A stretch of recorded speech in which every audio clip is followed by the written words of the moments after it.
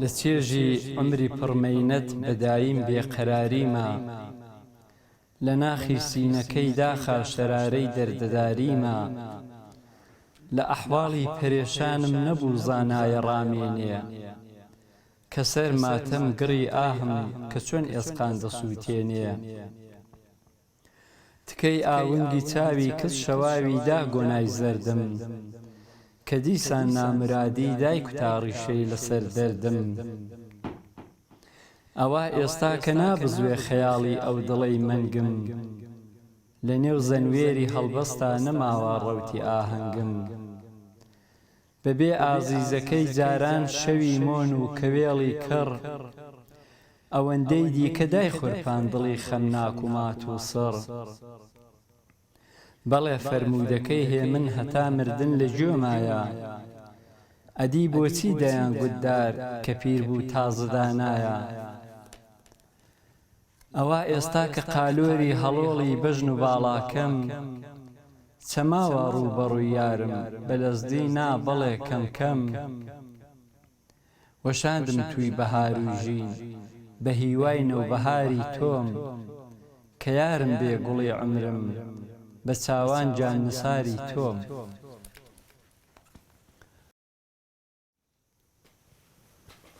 بە نێوی خوداوەندی دڵۆوان، نێوم سەلاحە ناسراو بە سەلاح نساری لە دایکبووی ساڵی 1344 هەتاوی لە قالوێ ڕەسوڵاغا لە مەنتەقەی گەورکی بۆکان لەدایک بووم.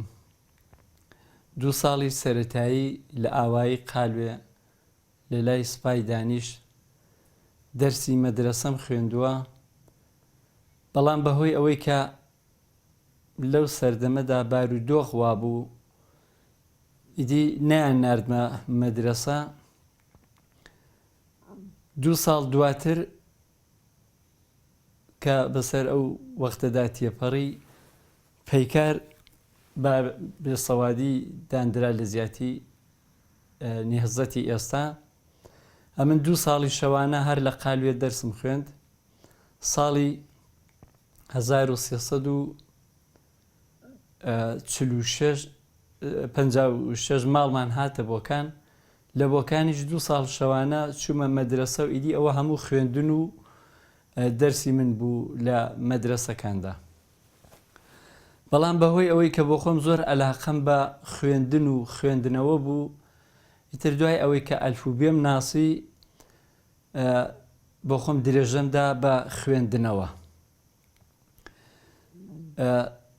کتێبە فارسیەکان، داستانەکان، شێعر، چیرۆک، هەرچی دەستم کەوتبایە دەم خوێندەوە. وردە وردە وای لێ هات کە شۆڕش کرا و ئەوجار کتێبی کوردی کەوتە نێو بازاڕەوە. هەموو ڕۆژێ بەیانانە پێش ئەوەی کە پچمە سەرکار، شاگرد جۆشکار بووم، دەچوم سرم لە دوکانی ڕەحمەتی مەلاسەبیلە دەدا لە بەر دەرگای مزگەوتی بازار. چاوم لێ دەکرد بزانم چ کتێبێک، کتێبێکی کوردی تازە هاتووە و بیکڕم و بیهێنمەوە لە ماڵێ بیخوێنمەوە. بۆ من فەرقی نەدەکرد. بەو شەرتەی کوردی بە هەر کتێبێکم دەست کەوتبایە بەدەستم دەهێنا و دەم خوێندەوە. وردە وردە لەگەڵ شێعر ئاشنا بووم، بە تایبەت لە ڕادیۆوە کە ڕەحمەتی شکروڵای بابان شێعری دەخوێندەوە، سەیتایری هاشمی شێعری دەخوێندەوە. ئەوەندەی لەبیرم بێ کەسانێکی دەنگخۆش کە هەبوون لەو سەردەمەدا لە ڕادیۆ تاران، ڕادیۆ کرماشان، یان ڕادیۆ سنا، یان ڕادیۆ مەهاباد کە شێعران دەخوێندەوە، زۆر بۆ لای شێعر ڕاکێشرام و تامزروی شێعر بووم. دیارە هەر کەسێک کە ئەو تایبەتمەندی تێدا وەدیدێ بۆ خۆشی دەکەوێتە ویرەویر و بۆ لای ئەو حەزە، بۆ لای ئەو شتەکە لە زەینی ئەودا شیرنیەکی هەیە ڕادەکێشرێ. دیارە منیش هەروەکو زۆربەی شاعیران دەستم کرد بە شێعر کوتن، ینی بەلای خۆمەوە دێ بەڵام شێعر کە دیارە هەر شاعیرێکە لە سەرتاوە شێعر دەڵێ شێعرەکانی کاڵ و کرسن بە قەولی معروف دەڵێ ڕووی مەزلیسیان نییە، بەڵام بۆ ئەو کەسی کە شێعرەکان دەڵێ شیرنە و خۆشی دەوێن. تاوای لێ هات لەگەڵ شاعیران ئاشنا بووم، شێعرم کە لە ڕوو هەڵات پیا بۆم دەخوێندنەوە، ئەوانەی دڵسۆزانە کە شێعرەکانم بۆ دەخوێندنەوە شارەزایان لەسەر شێعر هەبوو، ئەگەر لە نێو با بڵین غەزەلێکدا یان لە نێو مەسنەویەکدا یان لە نێو دوو بەیتێکدا چەند بەیتیان پێ جوان بایە یان لە شێعر چووبایە، دیارە دایانکوت ئەوە جوانە و ئەوە دەتوانین بڵێن شێعرە. هەتا وردە وردە تەمەەن هاتە سەرێ و بۆ خۆم زیاتر شێعرە مەتاڵا کرد، تەمەشام کرد نا ئەوانەی من دەیانڵێم شێعر نییە. دەتوانم بڵێم دەفتەرێکی 200 بەرگیم شێعر کە نووسی بوو، دوای ئەوە کە بە خۆم هەستم کرد بەڕاستی ئەوانە ڕووی مەزلیسیان نابێ وەلام نا، لە سەرڕا دەستم کردەوە بە شێعردانن، یان بڵێم دەستم لەو شێعرانەی پێشوو وەردا نیسکە شوێرم کردن، باراشیم کردن، کە نمونەیەک لەو شێعرانە ئەوەیە کە لە پێشدا خوێندمەوە. ئێستاش من ئەگەر بە قەولی ڕابردووان بڵێن دیوانە شێعرێکم ئامادەیە، بەڵام ئێستا چاپم نەکردووە. بەڵێ ئێستا کە دانیشتووی شاری بۆکانم، وەک ئەرزم کردن پێشتر کە شاگرد جۆشکار بووم، دیتم بەڕاستی دەست و مەچەکی من بۆ کوتێک وەشاندن نابێ، بۆ ئەوە نابێ کە من کاری قورس بکەم. برایەکم خەیات بوو دوای ئەوە کە لە سەربازی هاتمەوە ساڵی 67 ئەمە چوومە خەیاتی و لەو وەختەوە کاری شغلی منانی کاریەوەی کە پێی بەڕێ دەچم خەیاتی و ئەلحانش بۆ خۆم دوکانی خەیاتیم هەیە و جلوبەرگی کوردی پیاوانە دەدروم. لە پاڵەوەدا بۆ حەزی خۆم لەگەڵ ئەدەبیات خەریکم بەردەوام کارم کردووە و دەتوانم بڵم خۆشبەختانە تا ئێستا کۆمەڵە کتێبیشم چاپ کراوە کە هیوادارم خوێنەران و نەوەی داهاتوو لە کارەکانم ڕازی بن. زۆر کەس باوەڕیان وایە ئەو کەسانی کە نووسەرن یان کاری هونەری دەکەن، کاری ئەدەبی دەکەن، پێیان وایە دەبێت کەسێک بێ فەرهەنگی بێ، وەکو مامۆستای قوتابخانە بێت، بەڵام نا، حەز و خولیا کاری بەوە نیە، کەسێکە کاری هونەری دەکەجا لە هەر شاخەیەکدا بێ، سینەما بێ، نووسین بێ، شێعر بێ، وێنە کێشان بێت، ئەوە دەگەڕێتەوە بۆ سەر حەز و ویستی ئەو کەسە کە بۆ خۆی تامەزرۆیەتی، کە بۆ خۆی خولیایەتی. زۆر جار لێیان پرسی و سەیرە کاک سەلا تۆ کەمتر مەدرسە چووی، چۆن توانیوتە کاری نووسین بکەی، تۆ مەعەلیمنی چۆن دەتوانی شێعر بڵێ، تۆ مەعەلیمی چۆن دەتوانی کاری تەرجمە بکەی. بەڵام ئەوە بەلای منەوە پرسیارێکی سەیرە. ئێمە لە دنیادا زۆر کەسمان بوو، بەتایبەت لە نێو کوردستاندا زۆر کەسمان بووە شغڵی خۆیان شتێکی دیکە بوو، بەڵام هونەرمەند بوون، گۆرانی بێژ بوون، سینەماکار بوون، شاعیر بوون، نەقاش بوون. ئەوە پەیوەندێکی بەسەر ئەوەنە، پەیوەندی بەوە دەگەڕێتەوە ئەو ئینسانە خولیای خۆی چییە، لە بێزگە لە کاروباری بەڕێچوون کاروباری ژیانی حەزی بەچێت. زۆر کەسمان هەیە پزیشکە بەڵام مۆسیقارێکی باشە، زۆر کەسمان هەیە قازیە بەڵام نەقاشێکی باشە. ئەوە بۆ ناگەڕێتەوە کە تۆ شغڵەکە چی بوو هەر ئەو شغڵە بێ نابێ کارێکی هونەریت ببێ.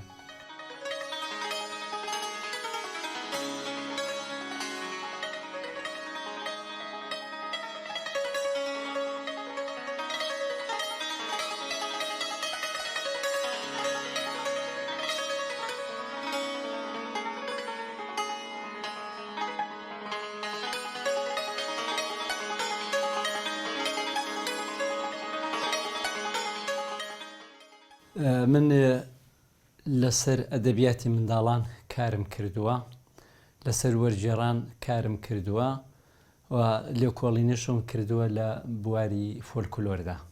شێعر بۆ منداڵان زیاتر قۆناغەکانی با بڵێن سەرەتایی تا دەگاتە دەورەی ناوەندی شێعر بۆ منداڵان چاپم کردووە.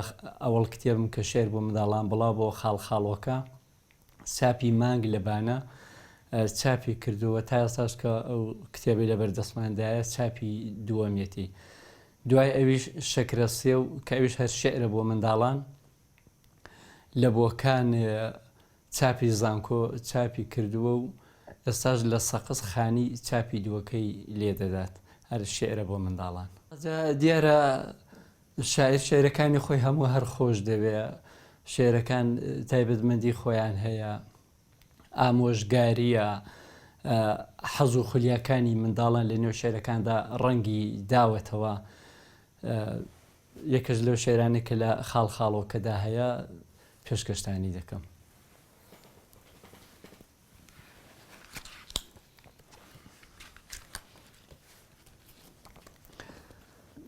ئەوە شێعرەکە بە نێوی بەرگی کوردی. ڕۆژە دەی فەرموو بابا ڕۆڵە نەچێ لە بیرتان، وتەی دایە گەورەیە فەرمایشتی باپیرتان، ئەو جل و بەرگە جوانە میراتی باپیرانە، هەمووتان بیپارێزن هەمیشە جێگای ڕێزن، ڕنگ و چۆخە و زامانە هەمووی بەرگی خۆمانە، کڵاشی هەورامانی فەرەنجی یا سۆرانی، بیکە بەرت بە مەردی جێگای شانازی کوردی، کراس لەگەڵ کۆڵوانە هەر لە دایکی من جوانە، دەسماڵی شان و شانی بەدابی مکوریانی، پشتێن زەردە گوڵی ورد لە تۆ جوانە کچی کورد، پیرۆزت بێ بیپۆشە شێ وەکو تۆ دڵخۆشە، قەت بە کەمی نەزانی ملەتی کورزمانی. ئەوەش بە منداڵە خۆشەویستەکان.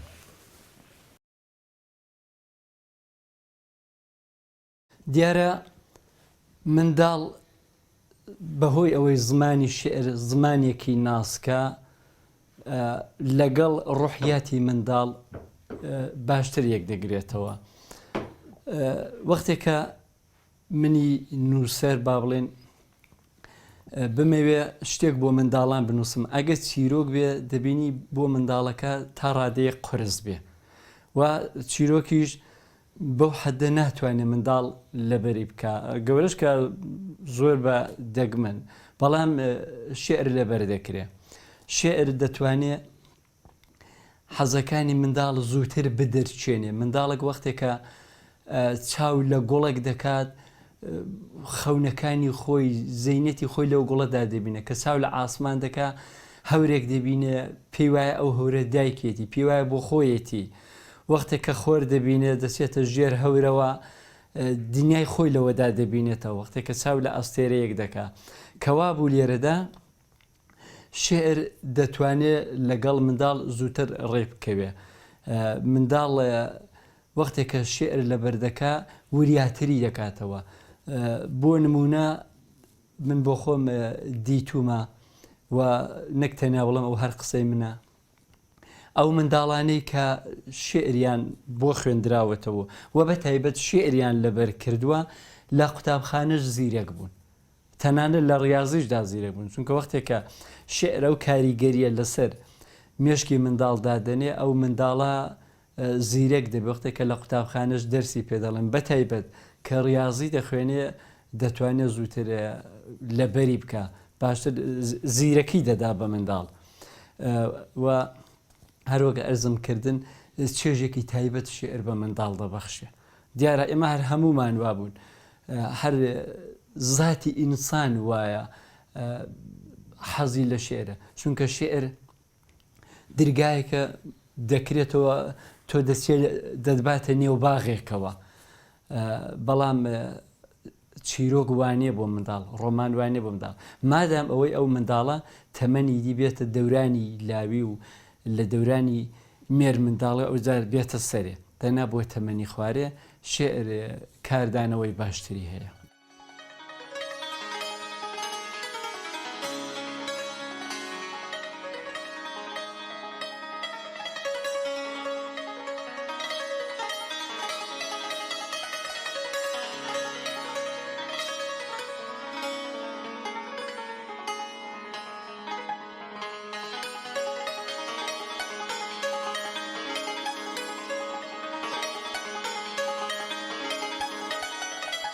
دیارە ئەو چیرۆکانی من دانووسم جیاوازیان لەگەڵێک هەیە.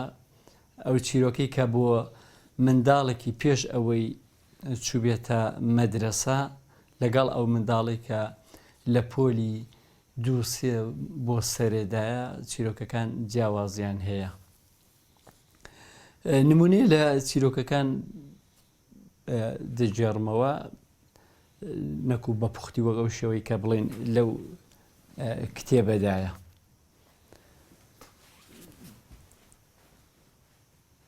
چیسەڵە کەوتۆتە قوڵکێکەوە پەلە قاژە دەکا و ناتوانێت بێتەوە سەرێ. لەو کاتەدا زاڵزاڵوکەیەک چاوی لێ و زۆری پێ سێرەکە ئەو چیسەڵە بەو گەورەی بەو بەقەوەتی ناتوانێت بێتە سەرێ حەول دەدا. زاڵزاڵوکە بڕیار دەدا کە ئەو چیسەڵە لەو قوڵکە بێنێتە دەرێ کە دیارە ئەوەش شتیوان نابێت چونکە چیسەڵێک بە هێزی زاڵزاڵوکەیەک نایەتە سەرێ. زاڵزاڵوکە دوای ئەوە کە بڕیاری داوە تاڵێک لە هەوداکەی خۆی دەباتە خوارێ وا خەیاڵ دەکات کە پێدا سەر دەکەوت چیسەڵەکە. بەڵام چیسەڵ وەختێک کە ئەو هەودای زاڵزاڵوکەیە دەبینێت دەیخوا. زاڵزاڵوکە ئەوجا دووسێ هەودا دەباتە خوارێ تەماشارێکە ئەوانیش دەخوا.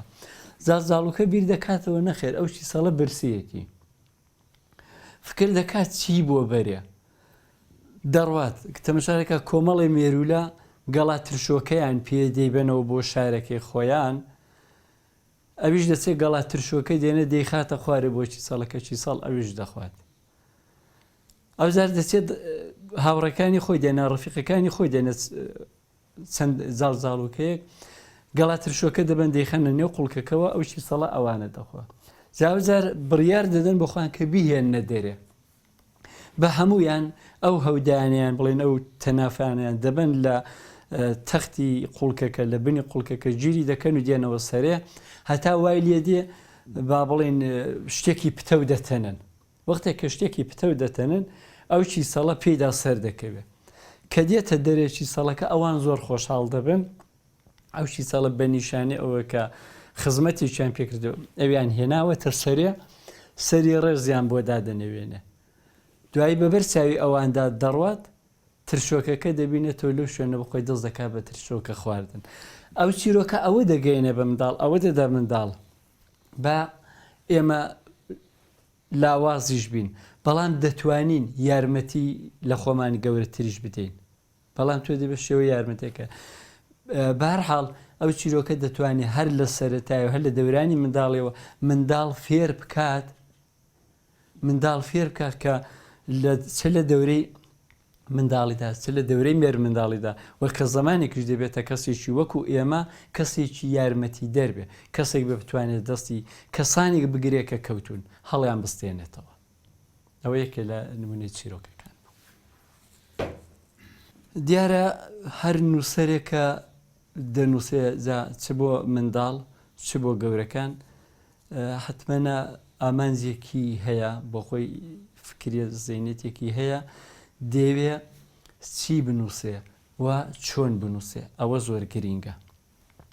من بە شەخصی خۆم وەختێک کە دەستم کردووە بنووسین بە تایبەت بۆ منداڵان لە شێعر و لە چیرۆکدا ئامانجی ئەوە بووە خزمەت بە زمانەکەم بکەم خزمەت بە زمانی کوردی بکەم لەبەر ئەوەی ئێمە کە تازە لە دەستمان دەرچوو وەکە ئێستاش ئەو شتە هەر هەیە منداڵی ئێمە ناتوانێت بە زمانی دایکی لە مەدرسە لە قوتابخانە بخوێنێ ئێمە بەرپرسین دەبێت لە ڕێگای چیرۆکەوە لە ڕێگای شێعرەوە لە ڕێگای کارە هونەریەکانەوە هەر کەسە بە پێی کاری خۆی خزمەت بە زمانەکەمان بکەین کە دیارە ئەو منداڵە زمانی دایکی کوردیە، پێشەوەی بچێتە مەدرسە لە ماڵەدا گەورە بووە، زمانی دایکی خۆی بیستووە، بەڵام نەک بە خوێندنەوە.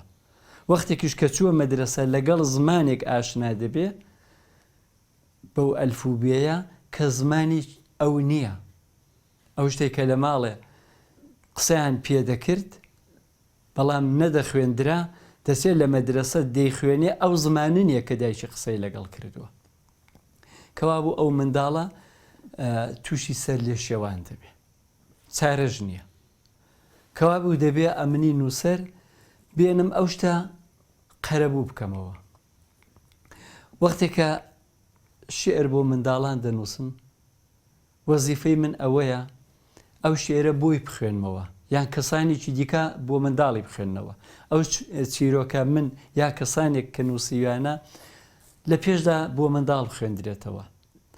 وەختێکیش کە ئەو منداڵە لە مەدرسە فێری خوێندن و نووسینی زمانی فارسی بووە، دیارە وردە وردەکە لە پۆلی 1 و 2 3 دەڕواتە سەرێ، لەبەر ئەوەی کاریشی لەگەڵ کراوە بە زمانی دایکی، ئەو منداڵە ئاشنا دەبێت بە نووسینی زمانی کوردیش. ئەو جار بۆ خۆشی دەتوانی بخوێنێتەوە.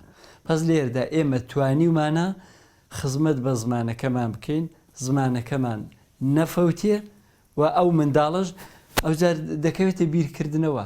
دەی باشە ئەوەی کە من بە فەرمی بەڕەسمی لە مەدرسە دەیخوێنم زمانی من نییە، زمانێکی فارسی لە ئێراندا دەخوێندرێ. کەوا بوو ئەو منداڵە حەز و خولێ ئەوە دەکەوێتە سەری بێنێ متاڵا بکە بە زمانی دایکی، بەڵام دوور لە مەدرسە.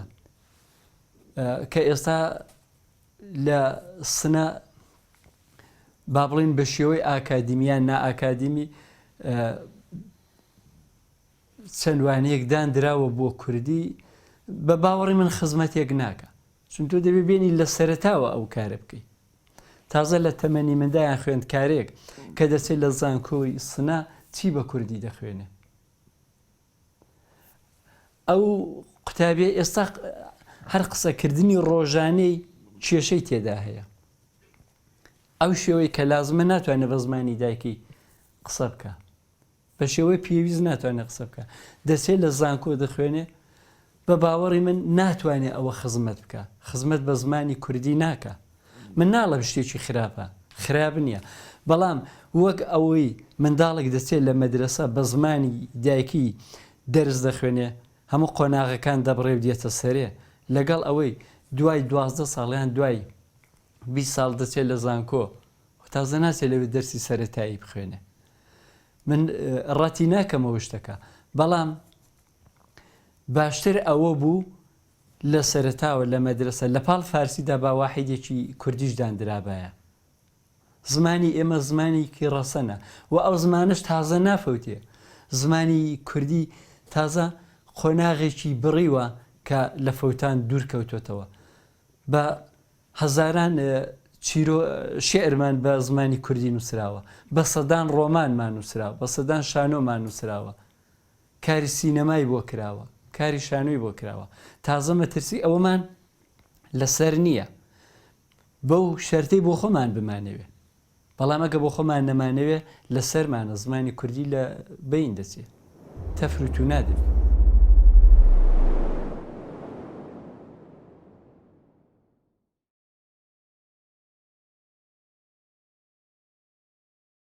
شێعرم بۆ گەورە نووسیوە، بەڵام وەکو کتێب شێعرەکانم جارێ بڵاو نەکردوێتەوە، بەڵام کاتی خۆی کە سروە چاپ دەکرا لە ورمێ، ئەمن لە وەختەوە شێعرم لە سروەدا بڵاو بووتەوە،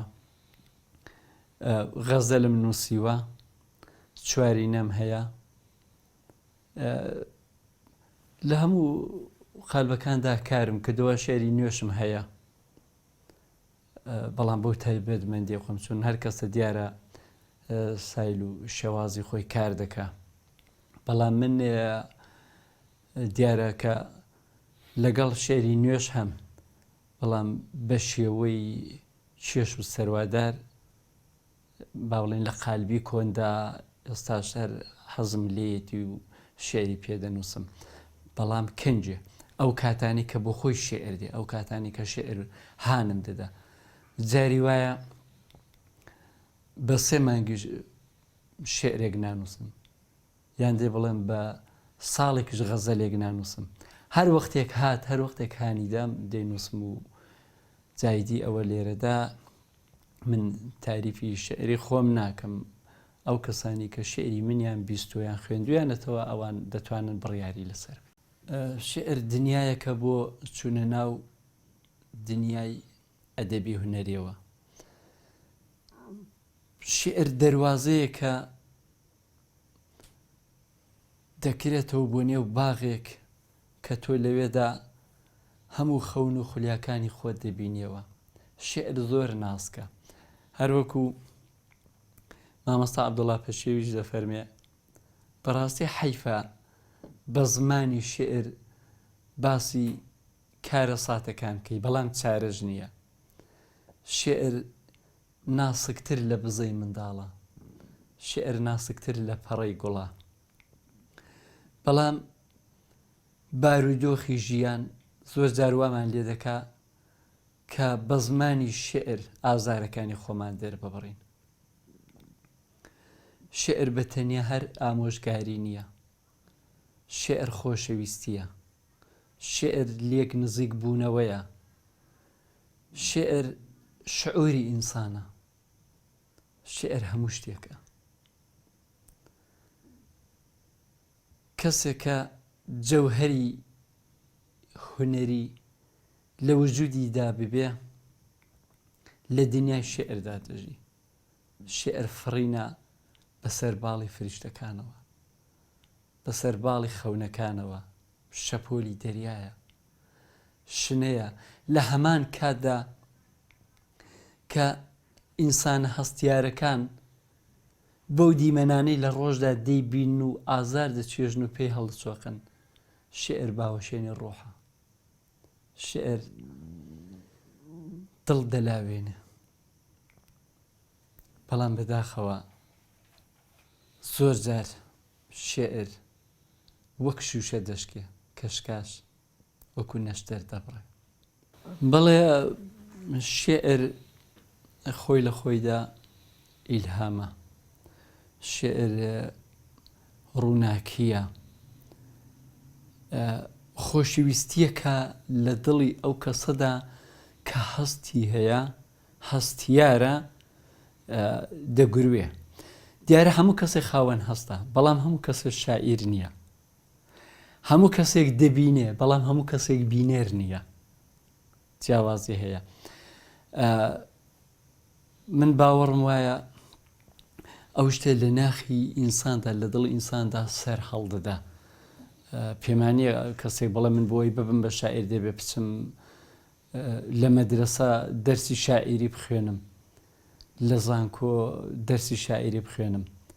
نا، ئەو شتە بۆ خۆی دەخڵقێ، بۆ خۆی سەر هەڵدەدا، بۆ خۆی ڕێکدا دەکوتێ. بەڵێ دروستە بۆ ئەوەی کە شێوازەکانی شێعر کوتن، جوانکاری شێعر کوتن، قالبەکانی شێعر بیان ناسین.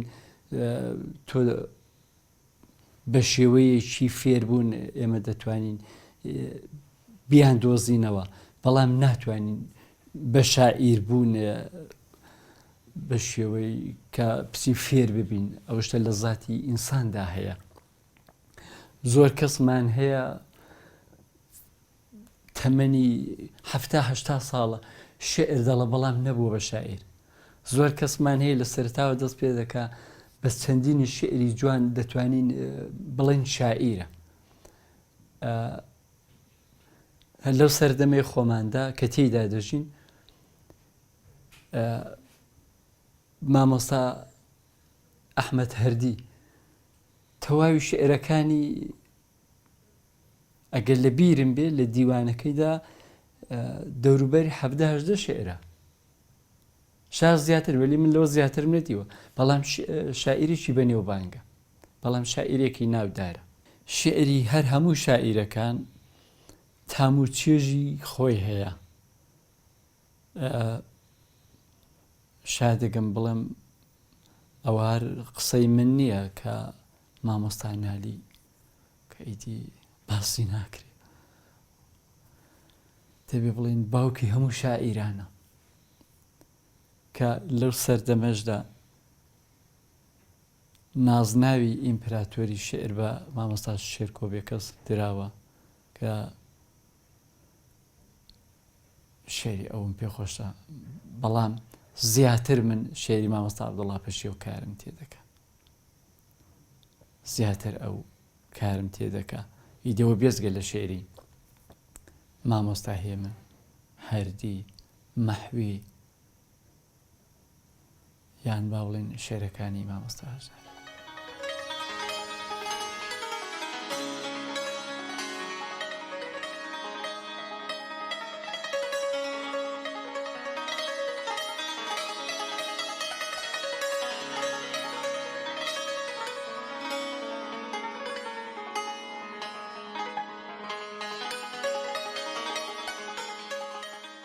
ئەوە شێرێکە بنێوی دایە بە خۆشەویستی هەمووی دایکەکان نووسیومە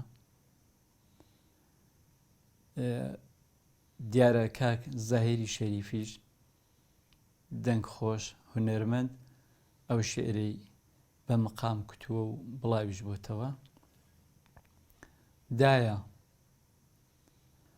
خەممە خۆدایە ڕۆژێ دێمەوە بەستەی بە سۆزت بۆ دەڵێمەوە دامان نابڕێ لەم عەشقە پاکە مەگەر باوەشی ئەم خۆڵ و خاکە مەرگیش کە بمبە سەر بنێمەوە دەزانی هێشتا بۆ لات دێمەوە شەو ئارامگرتن بەلایە لایە سۆزت لە دڵما هەرماوەدایە تواوە قەندی ئاوات و تاسم ئاگر خۆش دەکا کزەی هەناسم ڕۆژ نابێتەوە تەواو نابێت شەو وەک ماران گەستە لە چاو ناچێ خەو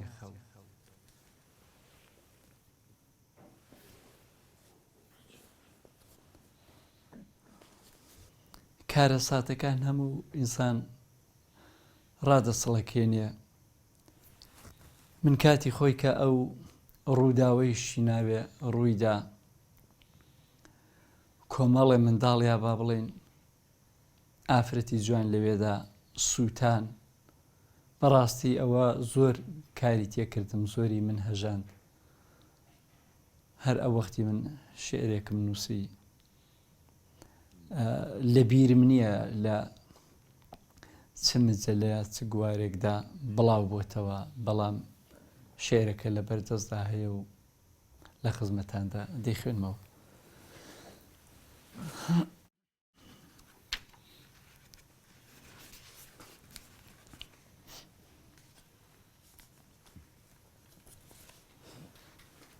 خەزانی سوور بۆ سوتمانەکەی شیناوێ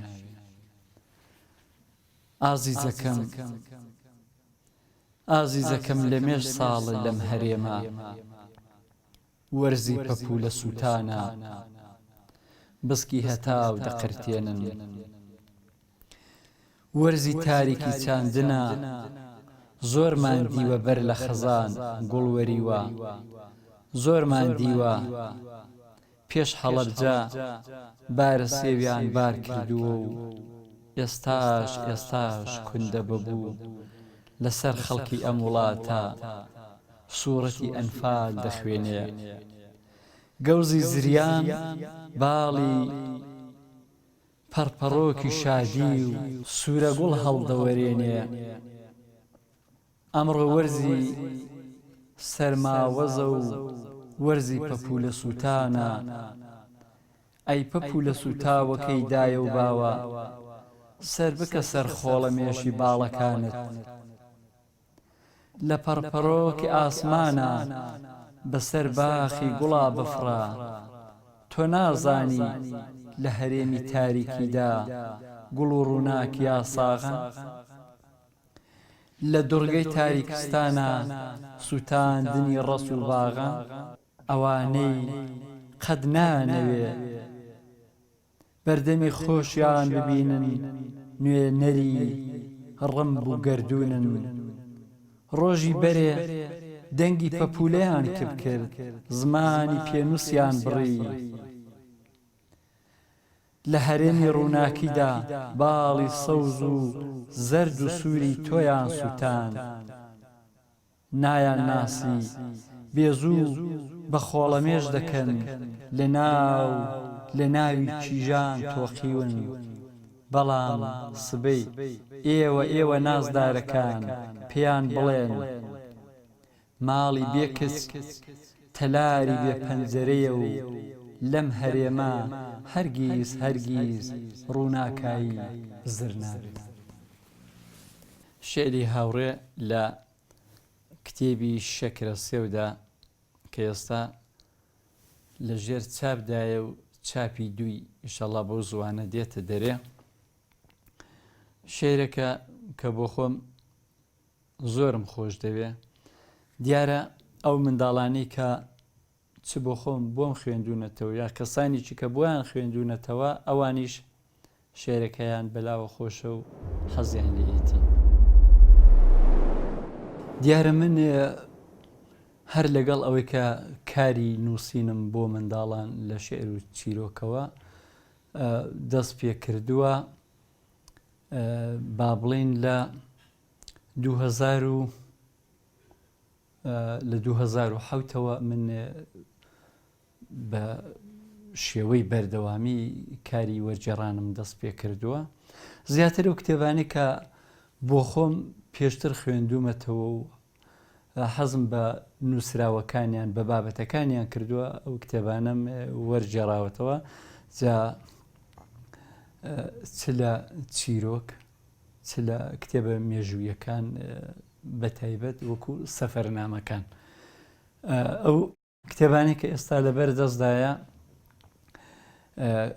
کارەکانی سەمەدی بێڕەنگی ئەوەندەی کە دەستم کەوتووە و دەستم پێڕاگەیشتووە وەرم جێڕاوەتە سەر زمانی کوردی و لە هەولێر چاپخانەی مەکوریانی چاپی کردووە. ئەوە کە کۆی قسەکانی یان بڵێن چیرۆکەکانی سەمەدی بێڕەنگیە کە دیارە ماسیە ڕەشەی بیچکۆلە بەنێوبانگە هەموویانی تێدایە. ئەوە قسەکانی سەمەدی بێڕەنگیە. ئەفسانەی ئازەربایجان کۆکراوەی سەمەدی بێڕەنگی و بێهروزی دێخانیە کە وەختی خۆی ئەوان کۆیان کردوێتەوە لە زمانی ئازەریەوە کردویانەتە فارسی و دیارە منیش لە فارسیەوە ئەوانم وەرگێڕاوەتە سەر زمانی کوردی. سەمەد قەد نامرێ کۆمەڵێک وتاری ئەو نووسەرە ناودارانەی ئێرانە وەکو ئەحمەدی شاملوو، مەحموودی دەوڵەتابادی، عەلی ئەشرەفی دەروێشان و کۆمەڵێک خەڵکی دیکە کە لەسەر سەمەد وتاریان نووسیوە و لەو کتێبەدا کۆکراوەتەوە منیش وەرم جێڕاوەتە سەر زمانی کوردی. لێکۆڵینەوە لەمەڕ چۆنێتی بارهێنانی پەروەردە لە ئێران کە ئەوە کتێبێکی زۆر بەنێوبانگی سەمەدی بێڕەنگیە کاتی خۆی لەسەر بابەتی مەدرسە و بەشی فێرکاری ئەو کتێبە بە فارسی بەڵاو بووەتەوە. تا ئەو جێگای من خەبەرم هەیە چاپی 11 ئەو کتێبە بە فارسی بڵاو کرا و منیش کردومە بە کوردی و ئەوانە دەستگای مکوریانی لە هەولێر چاپیان کردو. منیش سپاسیان دەکەم. بەڵێ سەمەد خەڵکی تەورێز بوو، ئازەری زەبان بوو، مامۆستای قوتابخانە بوو لە زمانی شادا، زمانی شای ئێراندا. کەسێکی بە تایبەت ڕۆشن بیر بوو، لە بواری منداڵاندا زۆری کار کرد، زۆری خزمەت بە ئەدەبیاتی منداڵان کرد کارەکانی سەمەدی بێڕەنگی بە زۆربەی زمانەکانی دنیا تەرجمە کراوە. خۆشبەختانە منیش کە ئەو شانازیان بە نەسیب بووە و بە کوردی تەرجمەم کردوێتەوە. سەمەد ئەو کەسە بوو وەختێکە موچەی مانگانە یان با بڵێم حەقوقی مانگانی وەردەگرت، حەقوقی مانگانەی وەردەگرت سەمەد بەشێکی کەمی دەژێڕاوە بۆ خۆی، ئەوی کەی دەدا بە قەڵەم و دەفتەر بۆ قوتابیەکانی، ئەوی کەی دەدا بە کەوش و پێڵاو بۆ قوتابیەکانی. سەمەد لەگەڵ خەڵکەکەی خۆی ژیە، لەگەڵ منداڵانی ڕەشوڕوت ژیە. ئەوە سیاوەشان لە نووسراوەکانی خاتوسیمینی دانیشوەر، خێزانی جەلالی ئالی ئەحمەد، ڕۆمانی سیاوەشیان بە قەولی شیرازی دەڵێ سووەشون، ڕۆمانێکی بەنێوبانگە. کاتی خۆی کە تەرجمەم کردووە و ساڵی 2014 دەستگای مەکوریانی چاپی کردو و بڵاوی کردێتەوە. پێما بێ پێویست ناکە من سیمینی دانیشوەر بە بینەران بناسێنم، کەسێکی ناودارە و ڕۆمان و نووسراوی زۆری لێ بڵاو بۆتەوە.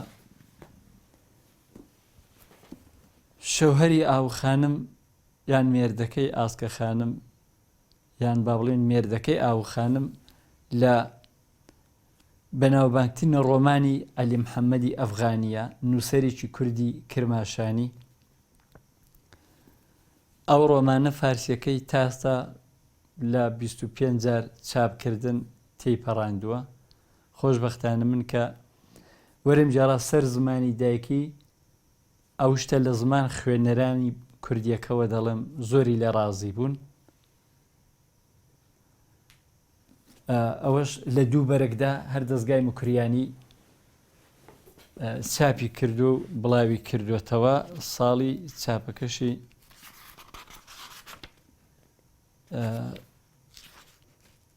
بەڵێ 2011 ئەوە وەرجێڕانە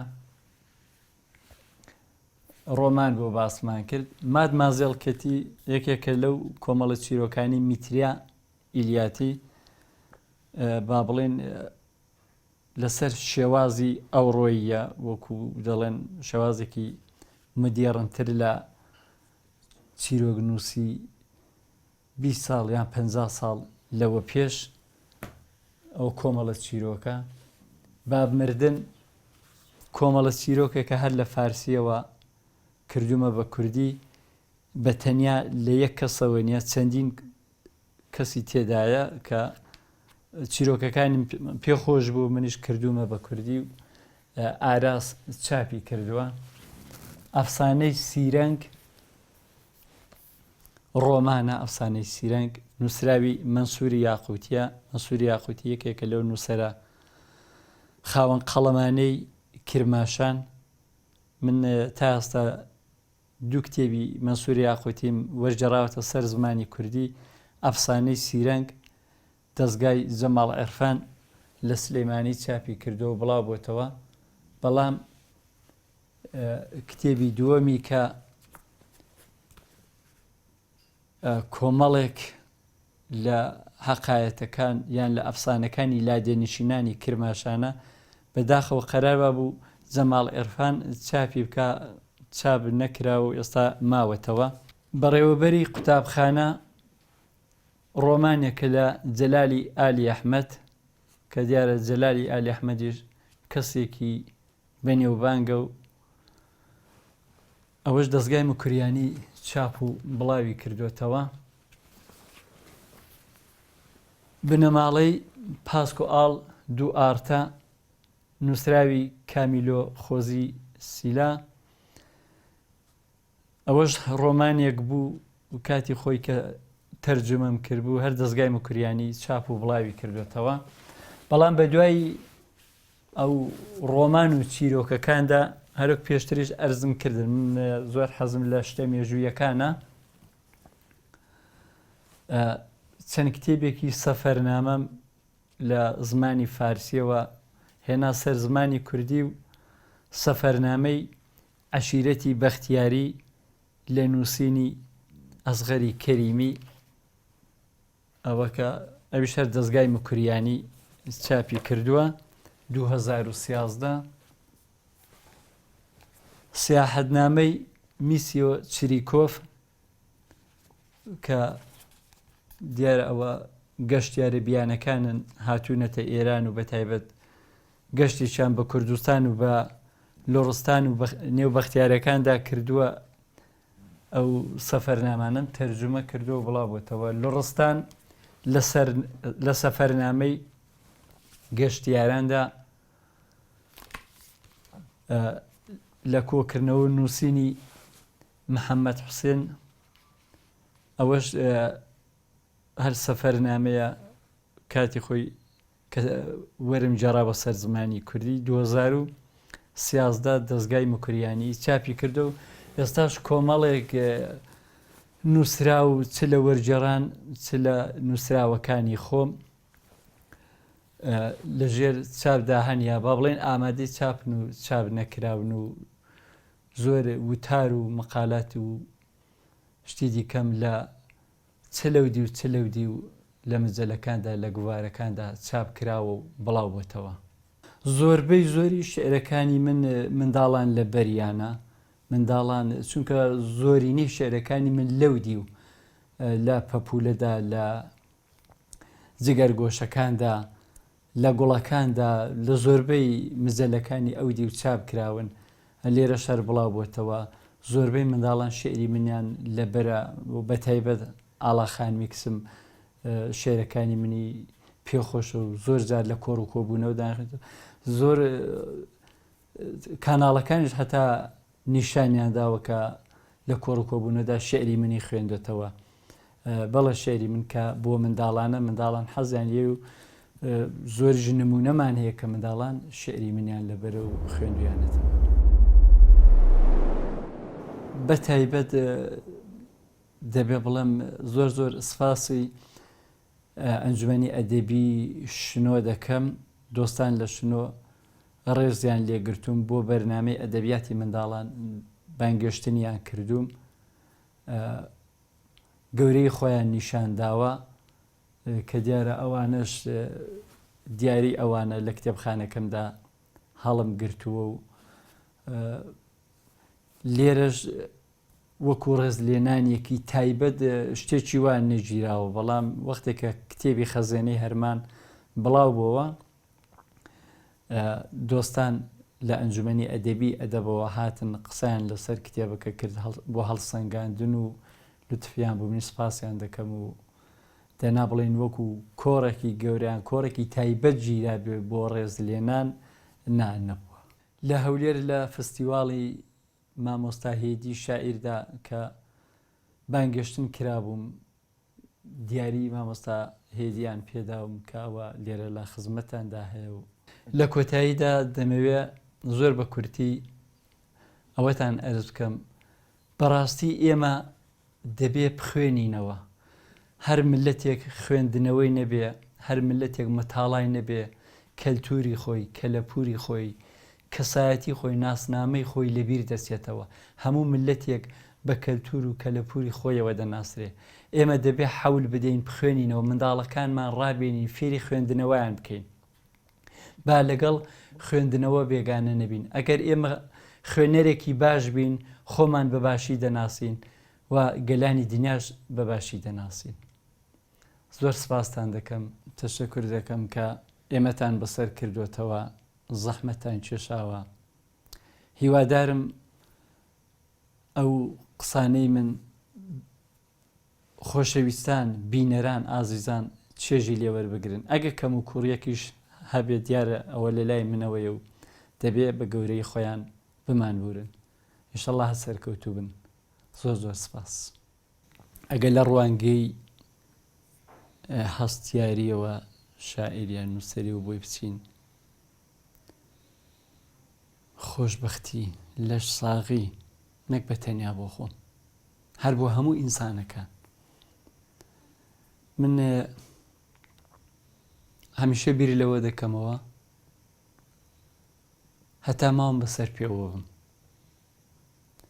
کەس لێم دڵمەند نەبێ ئەوەندەم قودرەت بێ دڵی کەس نەیەشێنم گەورەترین ئاواتە بۆ من خۆشی ماڵ و منداڵ خۆشی دەر و جیران خۆشی وڵات ئازار نەبینم ئازاری خەڵک نەبینم خەڵک بەدەستی خەڵک بچەوسێتەوە